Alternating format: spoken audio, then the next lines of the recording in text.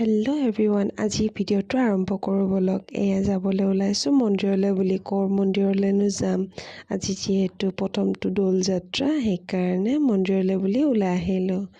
এয়া দেখিছেনে, এই শৰাইঘাট দলং গৈ আছোঁ। যিহেতু ইয়াতে গাড়ী পূৰা জাম লাগি গৈছে।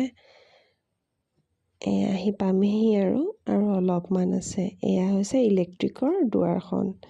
যিহেতু এতিয়া লাইটবোৰ দিয়া হোৱা নাই, দিনৰ ভাগ কাৰণে ৰাতি দিয়া হ'ব। খুব ধুনীয়া পৰিৱেশ হ'ব তেতিয়া। দেখিছেনে, চাৰিওফালে গাড়ীৰে ভৰ্তি। যিহেতু দৰ্শকসকল গাড়ী লৈ যিহেতু আহিছে, ময়ো আহিলোঁ। কিন্তু অলপ জাম আছে ৰাস্তাটো, কিন্তু একো নাই। ইয়াতে পূৰা দোকান বহিছে। ইয়াতে চাকি ধূপ লৈ আবিৰ লৈ কিনে সেৱা ল'বলৈ আহিলোঁ। যিহেতু গণেশক প্ৰথমে আৰম্ভ কৰিলোঁ সেৱা ভাগ লৈ। ইয়াতে চাকি ধূপ জ্বলাই আৰু দৰ্শকসকলেও জ্বলাই আছে। ধুনীয়াকৈ চাকিৰ পোহৰে উজ্জ্বলিত হৈ উঠিছে। এইফালে আহিলোঁ চাকি ধূপ জ্বলাই বাহিৰলৈ বুলি।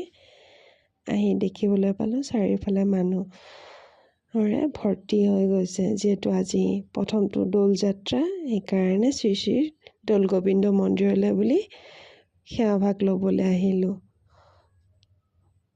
সকলো মানুহে যিহেতু আবিৰৰ ৰঙেৰে ৰঙীন হৈ পৰিছে। ইয়াতে আহি কিনে লাইন হৈছোঁ, দৰ্শকসকলে লাইন হৈছে।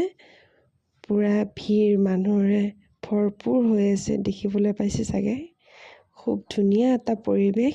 ইয়াতে সেৱা ভাগ লৈ লাইন পাতি ধুনীয়াকৈ বাহিৰলৈ ওলাবৰ কাৰণে এটা ধুনীয়া পৰিৱেশ সৃষ্টি কৰা হৈছে। ইয়াতে ৰংগলী বনোৱা হৈছে। যিহেতু ৰংগলীটো যেন বেয়া নহয়, সেইকাৰণে ৰছী টানি দিয়া গৈছে। এতিয়া ব'লকচোন ভিডিঅ'টো চাই যাওঁ, ক'লৈ নাযাওঁ। এয়া হৈছে ৰাধাকৃষ্ণক আবিৰ দিয়া হ'ব। যিহেতু আজি গোসাঁই হোলী বুলি কিনে কোৱা হয় আমাৰ নিয়মত, আজি গোসাঁই হোলী। শ্ৰীকৃষ্ণক আবিৰ লগোৱাৰ পিছত সেৱা ভাগ লৈ বাহিৰলৈ বুলি ওলাই আহিলোঁ। এয়া লাইন ধৰিয়ে আছে, দেখিছেনে। আজি যিহেতু সকলো মন্দিৰতে নামঘৰতে ভিৰ হ'বই। যিহেতু আজি পবিত্ৰ হোলী। ভিডিঅ'টো চাই ভাল পালে